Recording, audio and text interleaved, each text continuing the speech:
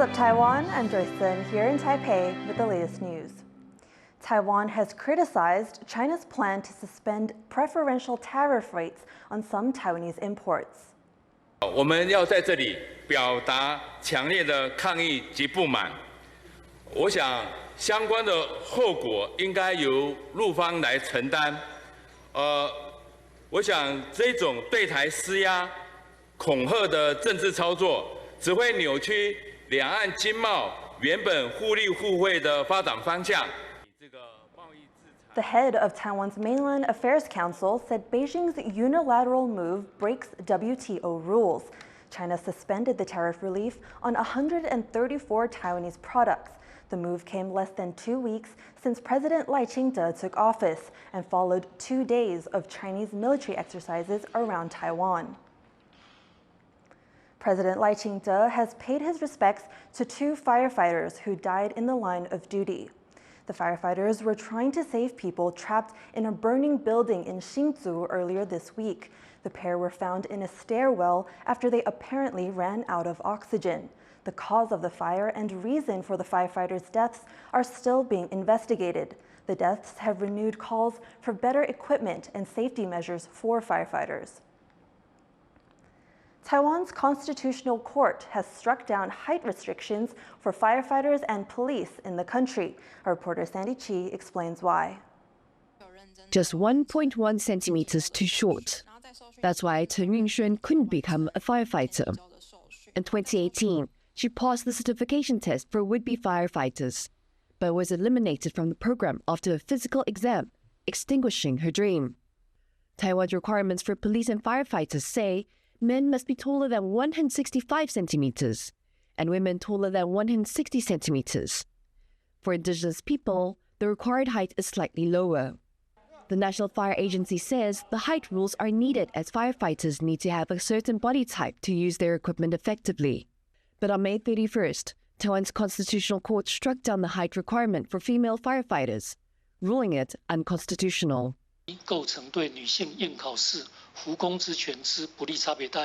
And there's no question that when it comes to height, women have a higher bar to meet. The height requirement for men is 7 centimeters lower than average height for men in Taiwan. This generally eliminates around 10% of male candidates. However, for women, the height requirement is half a centimeter higher than the average height for women in the country. This results in the exclusion of more than half of female candidates. The court has ruled such height restrictions would exclude women from becoming first responders, violating the Constitution's equal protection principle. It says the requirement must be removed within a year. 面对各种类型不同的消防勤务以及灾害现场与抢救工作，身高略矮的消防人员除了可以担任一般的勤务之外，进入空间较为狭小的灾害现场也是有它的优势在。The National Fire Agency says it will comply with the ruling. 那本署也会配合考选制度邀集相关单位一起来调整这个相关的规定，以保障相关人员的一些权利。 Meanwhile, Ms. Chen's case will undergo further review. Her firefighting dream now rekindled. Scott Huang and Sandy Chi for TaiwanPlus. A German tech executive says Taiwan's courts are treating his company unfairly in a copyright case against Taiwan's top camera lens supplier, Largan. Olaf Münkelt, managing director of MV Tech, says Largan stole their software and used it to make products sold to major customers including Apple and Samsung. After a first hearing, Münkelt said the court hid investigation results from MV Tech, a move he said prioritizes protecting the criminal rather than finding justice. Largan says it would work to resolve the dispute and cooperate with legal proceedings. It's the last week of polling before India chooses its new government. But while victory is almost certain for the ruling party, the opposition are still putting up a fight. Sally Ensign reports from Calcutta. An election rally for the All India Trinamool Congress, or TMC, India's third biggest opposition party under firebrand leader Mamata Banerjee. Thousands of her supporters have shown up on the streets of Kolkata, where she serves as chief minister. They're trying to show there's an alternative to the ruling Bharatiya Janata Party, or BJP. আমরা মেয়েরা ভালো আছি, আমাদের কোনো রাত বিরেতে বেরোচ্ছি কিন্তু কোনো অসুবিধা নেই, কিচ্ছু নেই, আমরা সবসময় ভালো আছি। আর কি চাই দিদির কাছে? দিদি যা চাইছে তার থেকে বেশি দিচ্ছে, অনেক বেশি দিচ্ছে। এই উন্নয়নের দিক দিয়ে জোয়ার এসে যায়, দিদির জন্য অনেক কিছু আমরা পেয়েছি। দিদির জন্য আমরা পশ্চিমবাংলার মানুষ সুখে শান্তিতে বাস করতে পারছে। If BJP win, it's really a miracle because in every state anti-BJP projects is now very much familiar to the citizens. With just days until the result of India's huge general election is announced, it seems that the BJP will secure itself a third consecutive term in government. The party's leader, incumbent Prime Minister Narendra Modi, has been leading in public opinion polls, riding on the support of India's Hindu majority, who make up 80% of the population. But despite a likely loss, India's opposition parties like TMC are in the final push to muster together votes to demonstrate public disillusion with what they say is undemocratic rule under the BJP. What we fear is what we have seen in the last 10 years under the regime of BJP and the Honorable Prime Minister Mr. Modi is that the country is not progressing, it's progressing on paper. The voice of dissent are being silenced. Democracy is in danger. The Indian Constitution, which gives equal right to every citizen to practice their own religion, people are being divided or people are being polarized on basis of religion, caste, creed and color. 26 opposition parties have formed a coalition known as INDIA, India National Developmental Inclusive Alliance. They say the BJP is becoming increasingly authoritarian under Modi, with the country's Muslim minority facing more discrimination and even violence from Modi's supporters' Hindu-centric rhetoric. Human rights groups also say the BJP's rule is constricting civil society, clamping down on critical voices and arbitrarily detaining journalists. Ruling BJP officials say that such claims are fabricated. These criticisms have arisen from the fact that the BJP is not a woke liberal outfit. If you say that in terms of constitutional rights, in terms of welfare rights, in terms of any other rights, Muslims have been discriminated against, it's a canard. It has not been found to be true at all.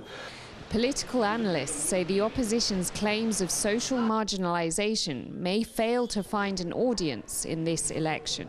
I think that's a narrative that the opposition has constructed, and quite reasonably so. But that's a narrative that's not being bought very well by the young voters. With polls showing that a BJP win is all but assured, the opposition is trying to unite under the loose INDIA coalition to make a dent in Modi's share of the vote. Just a couple of days until the results of the world's biggest election are announced, and people here are not convinced that a BJP win is a done deal. They're hoping that by creating as much noise as possible, they can save India's democracy. John Su, Suvan Pal and Sally Jensen in Kolkata for TaiwanPlus. U.S. President Joe Biden is calling on Hamas to accept a new ceasefire offer from Israel. This new proposal has 3 phases. The first phase would last for 6 weeks. Here's what it would include: a full and complete ceasefire, a withdrawal of Israeli forces from all populated areas of Gaza, release of a number of hostages, including women, the elderly, the wounded, in exchange for release of hundreds of Palestinian prisoners.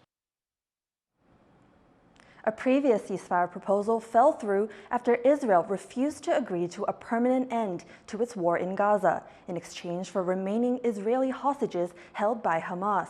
Israel instead launched an assault on the city of Rafah. Hamas says it won't continue with negotiations until Israel stops the war. Palestinian health authorities say more than 36,000 Palestinians have died since the war began in October. Biden said he believed Hamas is no longer capable of carrying out another attack on Israel like the October 7 attack that triggered the current conflict. It's been 9 months since Japan started releasing treated wastewater from the Fukushima nuclear plant that was destroyed by an earthquake and tsunami over a decade ago. So far, radioactivity levels have stayed within accepted international standards, but here in Taiwan, food safety scientists have been keeping a close eye on one substance in particular, tritium. Chopping up Sarita fish to test for radiation, one of the top food catches in East and Southeast Asia. This Taiwan lab has been ramping up its testing capacity since Japan began releasing wastewater from the Fukushima nuclear plant into the Pacific Ocean last year. The move was approved by the UN's Atomic Energy Agency, but it has resulted in bans on Japanese seafood in some countries and public outcry in others, including here in Taiwan. This is Taiwan's first dedicated lab to test for tritium, a radioactive substance that's dangerous if consumed in large amounts. And unlike other radioactive substances in Fukushima wastewater, tritium cannot be filtered out. 氚这个部分它没办法做去除的动作，它会超过一些国际标准和一个国家标准，所以他们目前的做法就是稀释，那这个氚就变成一个是我们要去关注的何种，因为它的风险比较高。 Tritium can be dangerous when ingested, inhaled, or absorbed in large amounts, increasing the risk of cancer. Tritium limits for drinking water vary between countries, between 740 becquerels per liter to 30,000, a measure of how much radioactivity is there. In Taiwan, the limit is 740. Tritium levels in wastewater from the Fukushima plant are diluted well below Japan's operational limit of 1,500 becquerels per liter. In Taiwan, scientists are keeping a close watch with just 10 becquerels per liter as a mark for further testing.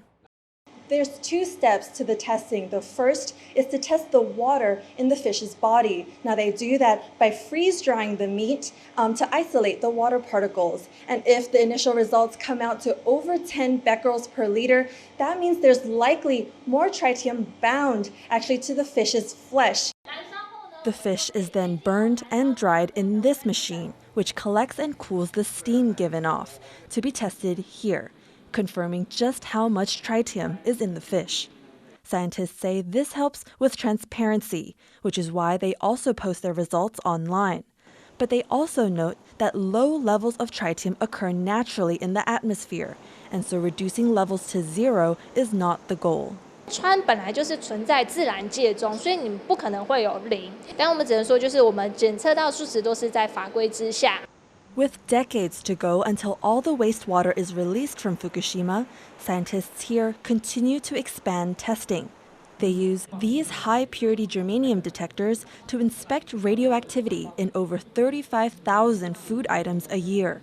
They say their efforts will not only help put the public at ease, but will also help the scientific world better understand possible long-term effects. Patrick Chen, Justin Wu, and Joyce Tseng for TaiwanPlus. Government subsidies to help revive Hualien's tourism sector kicked off on Saturday. Travel to Taiwan's scenic east coast has been seriously impacted since a massive earthquake in early April, which caused major damage. Hotels there have remained more than 90% empty. As part of the aid package, tourists can get discounts on accommodation. But despite these incentives, locals worry that ongoing aftershocks will continue to keep visitors away. Thank you for watching What's Up Taiwan. You can visit the TaiwanPlus website or follow our social media for more of our stories. Finally, today we traveled to Mont Saint-Michel Abbey in France to witness the arrival of the Olympic flame. I'm Joyce Tseng. Take care and see you next time.